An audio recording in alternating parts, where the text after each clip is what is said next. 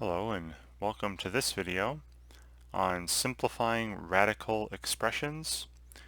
What's going to happen in this video is I'll be seeing several examples of radical expressions, expressions with the radical symbol, right, the root symbol, and through the use of rational exponents, right, fraction exponents, we'll write them in a much simpler way. Okay, so let's begin. So in my first example and all the rest of the examples in this video, I have the following instructions as to use rational exponents to simplify each radical, right? Write it in a simpler way, in a way that would take less writing. And additionally, if you saw my last video, I want all my exponents to be positive, no base to appear more than once, and also have no powers to powers, powers written to powers. Right? If you watched the last video, you'll know what I mean by simplify. There should be an L in that, right? Simplify. Sorry about that. Okay, so use rational exponents to simplify each radical. The next part of the instructions is something you're going to see quite often in an intermediate algebra or beginning algebra text when dealing with radicals or rational exponents. So yeah, it's saying to me, assume all variables are positive. Now the reason for that is, again, going back a couple videos, if you've been watching, you remember this hopefully. Remember, if I take this, the nth root, right, the nth root of some perfect nth power, and n is even. Okay, so it's this, square root, fourth root, sixth root, eighth root, etc. of a perfect square or a perfect fourth power, perfect nth power, where n is even. Well, remember when you see this symbol and there's an even index, right? When you see an even root, your result, what you're being asked for, is the non-negative nth root, the non-negative square root, the non-negative fourth root, sixth root, etc. So very often people tend to make the mistake of saying, oh, these just undo each other, this nth root and nth power in here, and say it's just a, when in fact it should be, you're going to put absolute value symbols around that, again, to ensure that your result is the non-negative root. Right? Well, if you say that, you're assuming all your variables represent positive numbers, so all this is telling me is that we don't need to worry about the absolute value symbols, right? So, if a is a positive number, if my variable is positive here, well, then the absolute value of a is simply going to be a, right? The absolute value of a positive number is itself.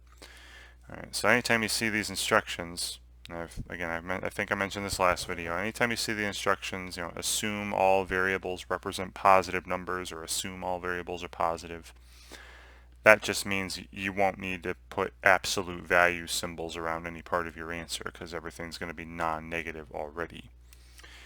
All right. And then one other property I want to put up here is from a couple videos ago when we had a to the m over n. All right, so another quick recap. All right, hopefully you remember this from previous videos. If not, you're seeing it again here. When we have a number to a fractional power, right, say m over n, remember this can be written in a couple ways. The denominator is going to be the index of the radical, right? The denominator of n tells me I'll be taking the nth root of, and then a to the mth, where the power of m is on the inside. That's one way to write it. Or a to the m divided by n power a to some fraction power. You can take the nth root of the base, the nth root of just a, and then raise that to the numerator power, right? Put power of m on the outside. Hopefully this rings a bell. You've seen this in, again, another video of mine, last video. And of course this is as long as the nth root of a is a real number. Right? I'll just say is real, right? Because if we're talking about having an even root, remember you can't take even roots of negatives, those are unreal, right? So as long as the nth root of a is real, we can talk about writing a number to a fractional power as a radical in either of these ways.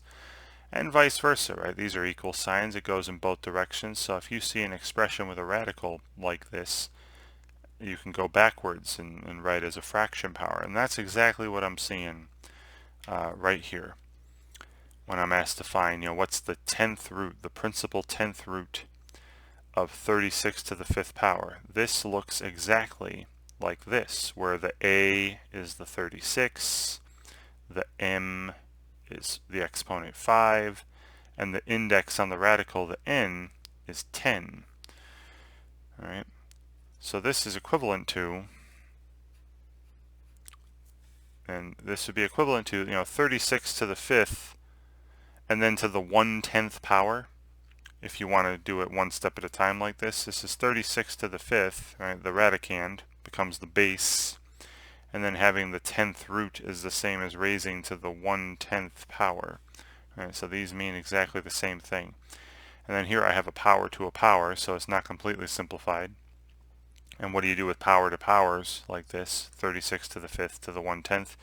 You multiply those powers, so I keep that base of 36, and then the new exponent is 5 times 1/10, or just 5/10ths, right? 36 to the 5/10ths power, and this is what I'm talking about. See my 10th root of 36 to the 5th is just 36 to the 5/10ths. That is this rule right here, put into play.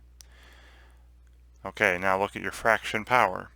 36 to the 5/10ths. 5/10ths is not simplified either. It's not a reduced fraction. So let's reduce that fraction. 5 and 10 have a common factor of 5. Right? That's 5 times 1. 10 is 5 times 2. You divide out the 5s, that's a half, right? So we have 36 as the base, and 5/10ths or 1/2 as the exponent. And great, I mean this is considered simplified based on the last video, but not totally. You'll see in a second because I actually know what this number is. But I have all my exponents are positive and reduced fractions, right? There's 5/10ths is reduced. The base of 36 only appears once, right? There's no other base of 36 anywhere else in the expression. And there's also no power to power anymore, right? But we can go further with this, right? This still can be simplified further because, I know what 36 to the half is. Now, if you'd like, once you're done simplifying, you can go back, hey, the original statement was with this radical symbol, so maybe you'd like to write the final result with the radical symbol as well. And remember what 36 to the 1/2 is the same as? It's the same as the square root of 36. Remember, this is the non-negative square root of 36, and hopefully you know what that is, right? 36 is actually a perfect square. It's 6 squared, so the square root of 36 is positive 6. All right. So great, the 10th, so this crazy looking thing up front, in the beginning, the 10th root of 36 to the 5th power is 6. And let's see if that's true. Let's see if 6 to the 10th power gives me the same number as 36 to the 5th, and I'll do that on a calculator off to the side here. Let's see if 6 is indeed the 10th root, the positive, the non-negative 10th root of 36 to the 5th. Alright, so on the calculator here I'm going to go 6 raised to the 10th power. And you see it's, this 60,466,176, some very large number. Well, if 6 truly is the 10th root, the non-negative 10th root of 36 to the 5th, that means 6 to the 10th power should be exactly the same as 36 to the 5th. Let's see. So 36 raised to the 5th power. And look, they are the same. 6 is indeed the non-negative 10th root of 36 to the 5th. Great. All right. So you see how some crazy looking, high indexed radical, 10th root. Usually you don't like, nobody really likes dealing with roots higher than like cube roots usually. So you see this 10th root craziness. Just through some use of some properties, the relationship between a radical and a fractional exponent, we can get it down to a nice number. Alright, my next examples, all the last examples in this video have variables in them. And as I mentioned up here, we're told in these exercises to assume all variables are positive. Again, all that means is I don't need to worry about writing absolute value symbols for my final answers. Alright, I still will, but then we'll just say, oh, remember the variables are positive, and go from there. Alright, so here I'm asked to simplify the 4th root. Alright, so again, another even root. So remember, when you see this symbol with an even index, your final result needs to be non-negative. Alright, so that's why absolute value symbols are usually used. But we're assuming here that the variables are positive, and I'll throw that out there later too. Alright, so we were asked to use rational exponents. Alright, so I'm going to change this. I've got the 4th root of 16 times a to the 8th times b to the 12th, this product in here. The radicand becomes the base, right? So this whole thing, I'm going to put this in parentheses, this 16 a to the 8th times b to the 12th. That's the base now, the radicand. And then the exponent is, we have the 4th root, so the exponent is going to be, to the 1/4 power. All right. Okay, and then now I'm asked to, just simplify this. And, in my previous video, the video right before this, I had, simplifying radical expressions with rational exponents, which I have here. I talked about lots of properties of exponents, and one of those was a product to a power, which I have here, right? This is a product with 3 factors here, raised to a power.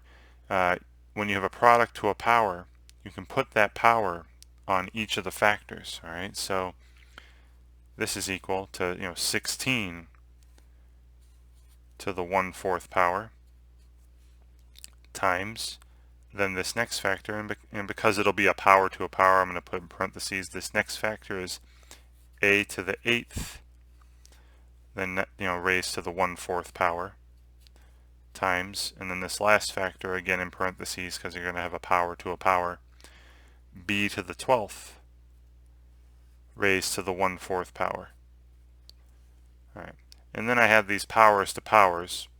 This number I should know. Right. Remember, this is the 4th root, the non-negative 4th root of 16. What to the 4th power would give me 16? That would be 2. All right, so 16 to the 1/4 power is 2. Then we have times, a to the, now again, when you have a power to a power like this, you multiply them. And that'll be 8 in the numerator, 4 in the denominator. 8/4 or squared. So times a squared, right? That's 8/4 times, and then this last one, b to the 12th to the 1/4, again another power to a power. 12 times 1/4 would be 12/4. Well, 12 divided by 4 is 3. That's b cubed. Right.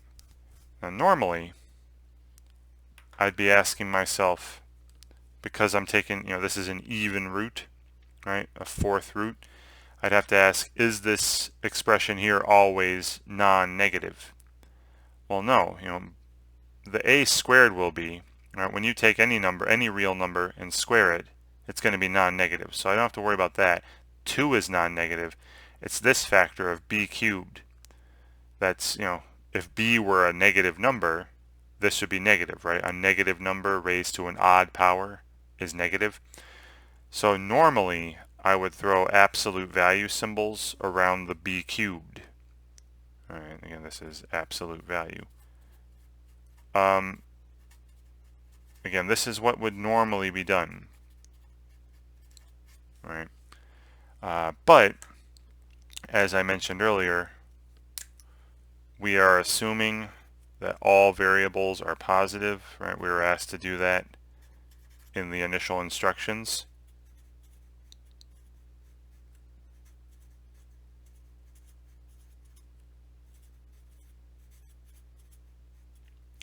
So all that means is, no need for the absolute value symbols. Okay, so my final result here is going to be this. The fourth root of 16 times a to the 8th times b to the 12th is equal to 2 times a squared times, again, no need for the absolute value if we're assuming b is positive, so times b cubed.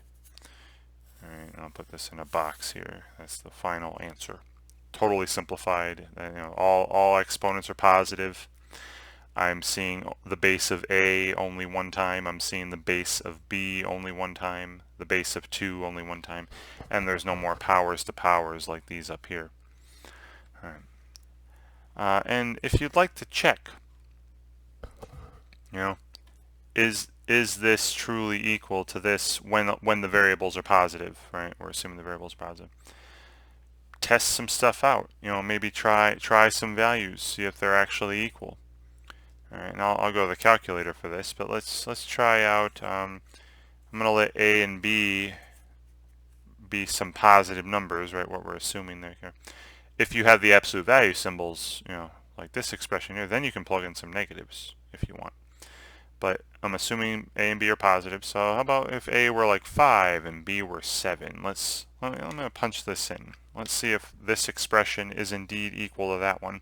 And it should work out no matter what you plug in for a and b, again, as long as they're positive. If you're using this expression in the box, as long as you're assuming the variables are positive, plugging in positive numbers. Alright, so let's go to the calculator here, and got a root. Alright, this is the fourth root of, index of 4, sorry, that's pretty tiny. Inside you have 16 times a to the 8th, 5 to the 8th. I'm letting a be 5. And then still inside the radical times, b to the 12th, right? Times 7 to the 12th. All right, let's see what that number gives. It gives us, oh, it's actually a nice number, 17,000. Well, it should be. Right? It'll be equal to this thing, right? So 17,150. All right, now let me check this thing in the box, what we said this expression was equal to. See, 2 times, and then a squared, so 5 squared. And then that times, and then b cubed, I'm letting b be 7, right? So 7 cubed. And this should be the same number, and it is, 17,150. Wonderful. All right. And that should be the case, right? If you said these are truly equal, again, when you're assuming the variables are positive, plug in any positive numbers you want for a and b here and here, and they should have the same value. Punch them in a calculator or something and see that. Okay, so I'll put a little dot, dot, dot. You can do this forever. Go on as long as you want. Okay. All right, my next example, again, has some variables in it, and again, we're assuming that x is a positive number. I'll write that off to the side. We're assuming here that x is a positive number. All right, so notice it has to be positive, because first off, we're taking the fourth root of x, so x can't be negative, right? Remember, you can't take even roots of negatives. And also, that's in the denominator, so x can't be 0 either, right? Because then you'd be dividing by 0, which is an undefined operation. So even from just looking at this, we have to say that x must be a positive number. Alright, so as before, as with the previous examples, I'm trying to rewrite these with rational exponents, fraction exponents, and then use some properties of exponents to help me rewrite this in a simpler way. Alright, a way that takes less writing than this one would. Alright, so in the numerator, we have x squared raised to the 1/3 power. So power to a power, that would be x to the 2/3 power. Alright, that is the cube root of x squared. Same thing. Alright, that's the numerator divided by. And then here we have the fourth root of x. So this is x to the 1/4 power. Right, the radicand is x, and the index is 4. This is a fourth root, so I'm raising to the 1/4 power. Alright, so now that I have everything written with exponents, you see here how I'm dividing two expressions with the same base. I put this up in the previous video. If you want to look up properties of exponents, please do look up other videos on properties of exponents, be my guest. But I'm dividing two expressions, two numbers with factors with the same base, right? Both have a base of x. So this will be equivalent to that base of x, keep the base of x. And then the exponent will be the numerator exponent minus the denominator exponent. So the exponent will be 2/3 minus 1/4. And I'd like to put these together. Right? So remember, when you add or subtract, right? When you add or subtract, you need a common denominator. So I'm going to do this off to the side. Let's talk about the exponent over here. So the exponent is 2/3 minus 1/4. And remember, when you add or subtract, you need a common denominator. Right? The least common multiple of the denominator is the LCD. The least common denominator here would be 12, right? The least common multiple of 3 and 4. So I'm going to multiply this denominator by 4 to make it into 12. But remember, you can't just multiply the denominator of a number by 4. You must also multiply the numerator by the same thing. That way it's like I'm multiplying by 4 over 4, or which is 1. Right? Multiplying by 1 doesn't change the value. It'll just change the look of it, but not the actual value of the number. And same thing over here. I'm going to try to change the denominator to 12. I'd multiply by 3 in the denominator, 3 in the numerator. So this is 8/12 minus 3/12. Okay, and then when you have that common denominator, that will stay when you put them together, when you add them or subtract them. So 12, 12, 12. It's just the numerators you combine. 8 minus 3 is 5. All right, so this is the exponent, 5/12, when I'm done simplifying that difference. Right? So this crazy thing up here is equal to x to the 5/12 power. All right, and that's a nice simple reduced fraction. And I mean, there you go. You can leave it like this if you wish. It's totally correct, and it's totally simplified, right? There's only positive exponents. The base of x only appears once, as opposed to up here where you see a base of x twice, right? And additionally, there's no powers raised to powers. There's no powers written to powers. So this is good. But you could also, if you want, the original expression, the original statement was in radical form with the radical symbols. If you like, if you want to be consistent, you could also then change this x to the 5/12 power to its radical form. And remember, there were a couple ways to write that. I've got 12 in the denominator of the power, so 12 is going to be the index of the radical. We're taking the 12th root, and you can take the 12th root of x to the 5th, right, on the inside. So this would also be good. Or you could take the 12th root of x, 12th root of the base, and then raise to the 5th power on the outside. And they're both the same thing. All three of these things mean the same thing. This, the x to the 5/12, the 12th root of x to the 5th, or the 12th root of x, all raised to the 5th power. And again, if you want to check, right, this is the same for anything with variables. Anytime you have a statement with variables, if you want to check, is this thing that I started with actually equal to what I ended with down here? Plug in a number for x, and again, we're going to plug in a positive number. Right? X has to be positive because you have a 4th root around it there. Yeah, and just for one quick little check here, I'm going to test it out on the calculator. So let's say I have x be 9. All right, I'll have x be 9. So this numerator here is a cube root. Right? So cube root of now 9 squared. Right? 9 squared. There's the numerator divided by, and then the denominator, the 4th root. So I'll put in a fourth root there with an index of 4. The fourth root of just x, which again I'm letting x be 9. And let's see what we get, right? We get this crazy 2.4980495. It looks like one of those crazy decimals, right? But it's 2.498 something.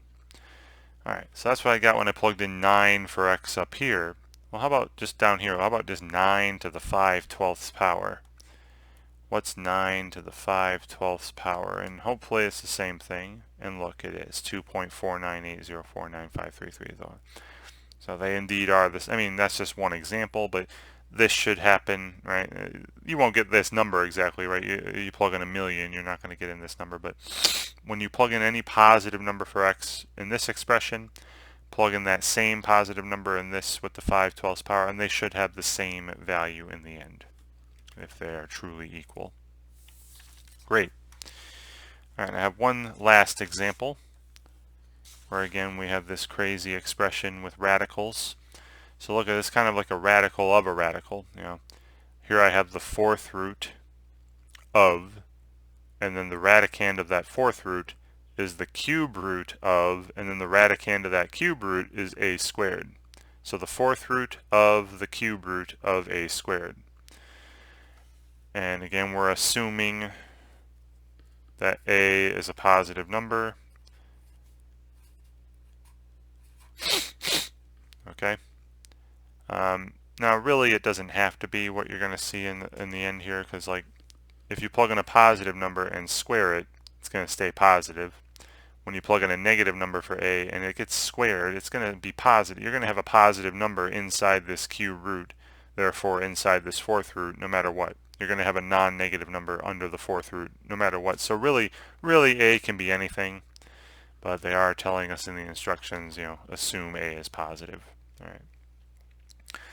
Okay, so using that relationship between the radical symbols and fractional powers, I'll take this one step at a time. Let's start with the fourth root. What's the radicand? It's this cube root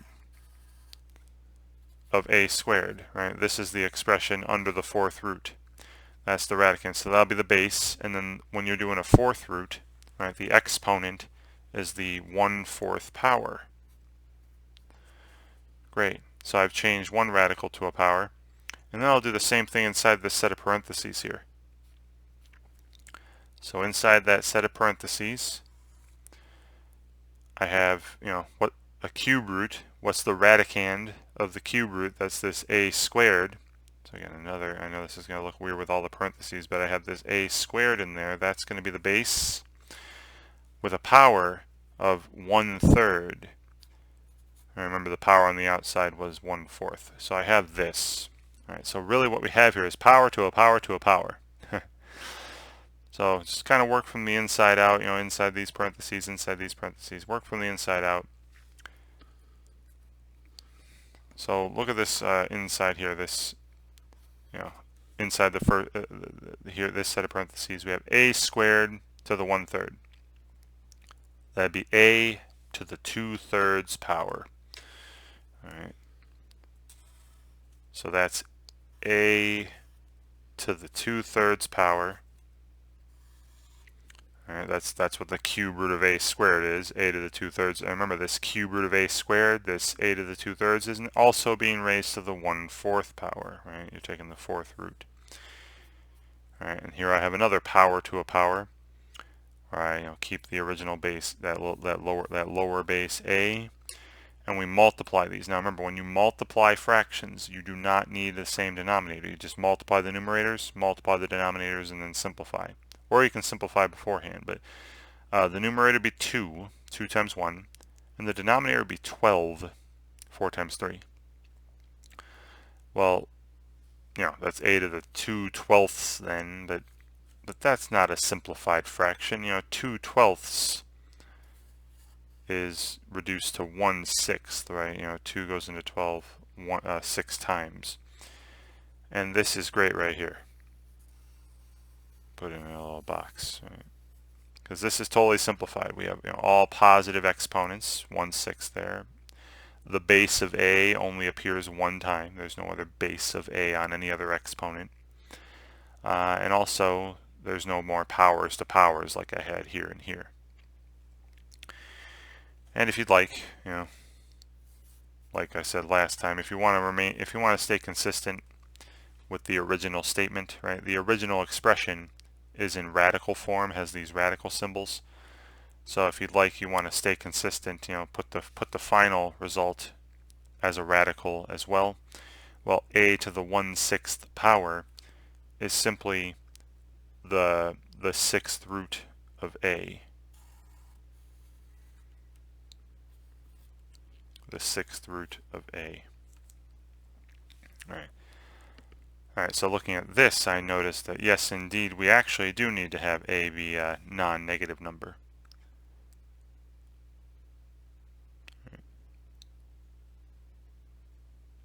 If I want to punch something into this expression here, right?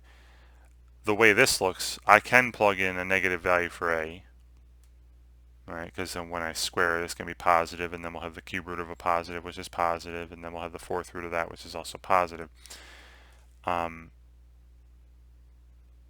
I guess really here, if I wanted to truly do this, say I could plug in anything I want for a, I could put absolute values around a, and then they'd be the same. Right? But we're assuming a is positive, so no need for absolute value. Right? So either this or this, right? 6th root of a.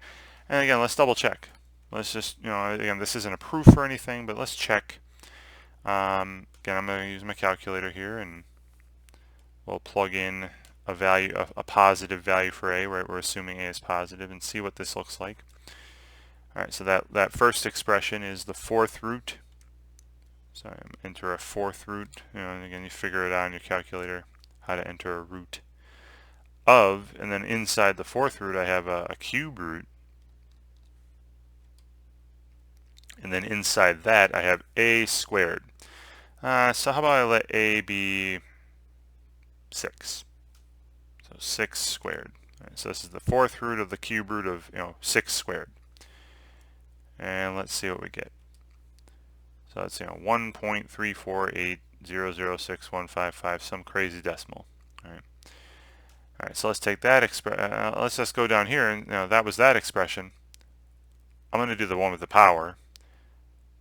Remember, I plugged in 6. Right? I plugged in 6 for a. So plug in 6 for a down here.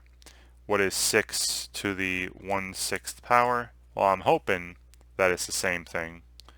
And look at that, it is 1.348006155. They are the same. This expression has the same value as that one. And again, we're when I plug in positive values for a. Right?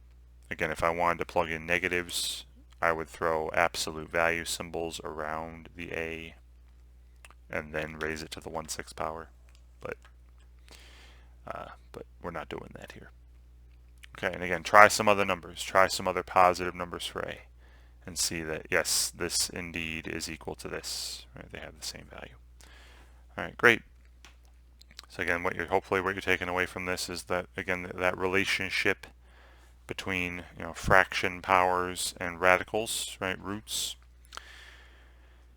And also, you got to pay attention a lot of time when there's even roots, as to whether or not when there are even roots, the radicand has to be non-negative, and also the final result has to be non-negative, right, when you're seeing these even root symbols. And that's really about it. So, great. And as I like to say at the end of these videos, try your best to learn the material on your own before you go looking for help. Because I have found over the years that people who take the time and effort to learn things on their own tend to remember those things for longer, and also remember them better. So read the material, of course. Read through the author's examples. Perhaps even try to work out the solutions to an author's examples before you see how the author did it. And then compare your work to the author's and see if you can learn from some mistakes there. Obviously work on tons of exercises, practice problems that are provided, and look up solutions to those if they are provided to you as well, just so you can check how you're doing keep track of your progress. And don't give up on an exercise. Don't give up on a problem after one attempt. Very often there are several ways to do a math problem. So, I mean, if after several approaches at a problem you're still not getting it, still not understanding what's going on, then maybe you should read the material again. Maybe even a third time. More slowly, more deliberately, take notes. And also, if you've been working on some problems, you probably have a better idea as to what the author is looking for. So then you'll know what to look for when you read again. That second time, that third time. Maybe you'll see some things that you didn't see the first time through. That'll make it easier to work on the exercises, make it easier to understand the material. But if after several read-throughs of the material and several attempts at problems, you're still not getting it, it is not a sign of weakness whatsoever to go out looking for help. That is what other people are there for, to help you. All right? So ask a teacher, a tutor, a friend, someone in your class who knows the material well and is willing to help. Look for supplemental materials online. There's loads of it out there. Look for videos online. There's tons of those too on math. Ones like this one, or plenty of other videos out there better than this one. I assure you they're out there and you can find them easily. But just stay persistent is all I'm saying. Keep at it. Keep practicing. Don't give up. And I think the hardest part is to stay positive about the subject, especially when you feel like you're getting frustrated. It's easier said than done, I know, but try to have an open mind, keep a positive attitude, think that I'm going to learn something today, I'm going to enjoy reading this, enjoy struggling through this, because struggling is where you learn the most, right? You learn the most through failure. You learn what not to do the next time you try it, and build up skill that way. So try to stay positive, stay persistent, keep practicing, don't give up, and I just know you're going to get it eventually. Thank you very much for watching.